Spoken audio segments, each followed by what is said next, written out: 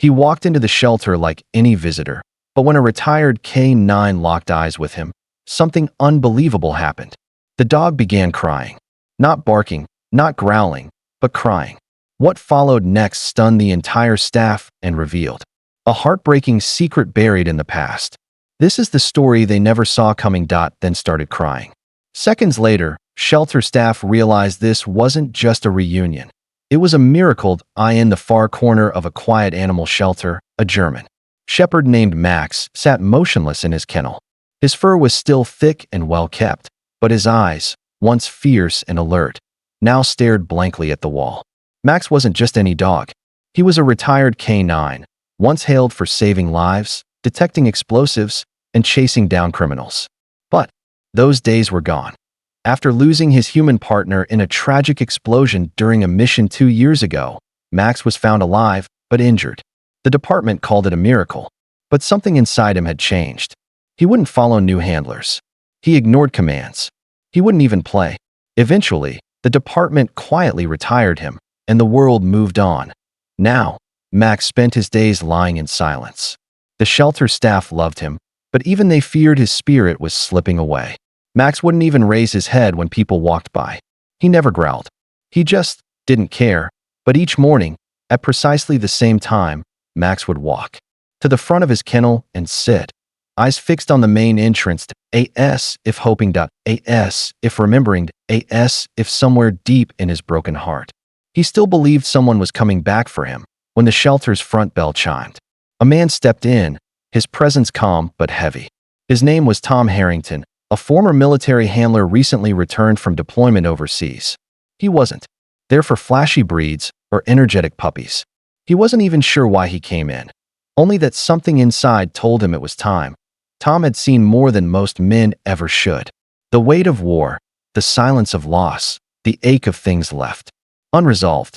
He was searching for a companion, not just to fill a void, but to anchor him. Someone who understood what words couldn't explain. A staff member named Lisa greeted him kindly and offered a tour. They passed kennel after kennel, tails wagging, barks echoing, paws scratching at doors. Tom smiled faintly at each, but kept walking.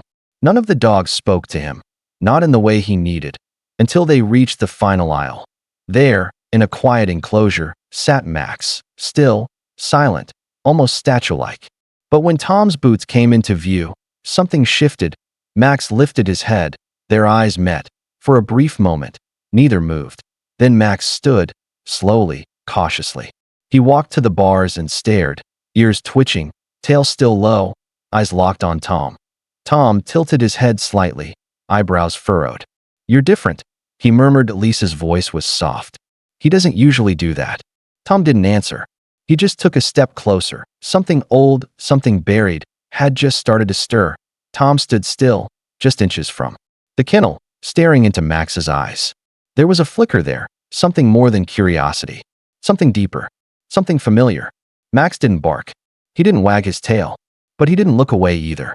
Slowly, he stepped forward until his nose pressed gently against the bars. Then, to everyone's disbelief, Max let out a sound.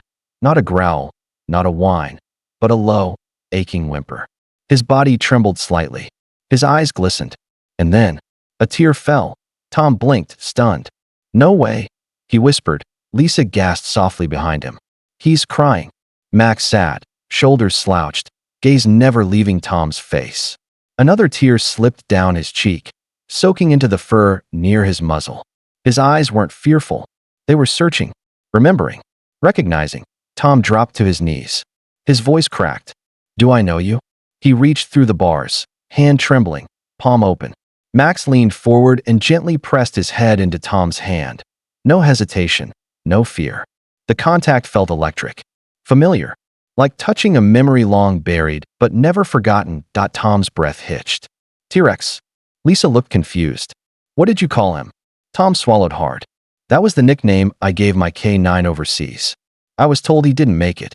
Max leaned harder into his hand, then closed his eyes, exhaling through his nose in a way that sounded almost relieved. No one said a word, because in that quiet moment, man and dog reunited. The truth was louder than anything. Tom sat in the small meet and greet room, still stunned, as Max paced nervously near the door. But there was no aggression, no hesitation, just energy, memory, and something neither of them could fully explain. Max sniffed around the room, then walked over and placed his head on Tom's knee, eyes closing for the first time in what seemed like years. Lisa, now more curious than ever, brought in Max's intake paperwork. "These records are old and spotty," she said, flipping through the files. "But this might mean something." She pointed to a faded note at the bottom of one page that Tom's hands shook. "That's him," he whispered. "That's my dog." He remembered the blast, how everything had gone white, how they told him later that T-Rex didn't survive. But now he knew the truth. The dog had been found, misidentified, and rerouted into the system. Separated, forgotten, but not by heart. Max walked in slow circles before sitting beside Tom again, this time laying his paw across Tom's boot, like an oath. The same gesture he used to do before every mission. Tears filled Tom's eyes. "You never stopped looking for me, did you, buddy?" Max let out a soft huff, as if to answer, in a world that had moved on without either of them. This moment rewrote everything. The soldier had found his partner, and the dog had finally come home. Max stood by his side, alert and proud, tail wagging steadily. The transformation was undeniable. The dog who had once refused food, contact, and affection was now glued to his handler's side. Tom knelt beside him, gently fastening a new collar around Max's neck. The tag gleamed. T-Rex, K9 retired. Forever home. Max licked his hand in approval. The moment the gate opened, Max didn't bolt. He walked beside Tom, step for step, ears relaxed and eyes bright. Lisa whispered to a coworker, "It's like he aged backwards overnight." At home, Max adjusted instantly. They trained again, not for war, but for routine, for joy. Tom, too, was healing. The nightmares weren't gone, but now, when they came, Max was there. Always. They visited the local park. Children came up to pet Max, and for the first time in years, Tom smiled freely. That day, Tom stood at the podium, voice steady. "We lost each other once," he said, "but fate gave us a second chance."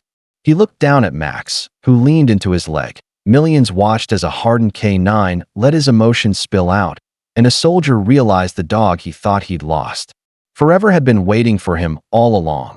Real love never forgets. I'm sobbing. This is what loyalty looks like. This story healed something in me I didn't know was broken. But Tom wasn't looking for fame. With Max sitting right beside him, head resting on his lap, just like old times, when asked what the reunion meant to him, Tom simply said, "They told me he died. I believed it for years. But he remembered me. He never gave up." I think, in some ways, neither did I.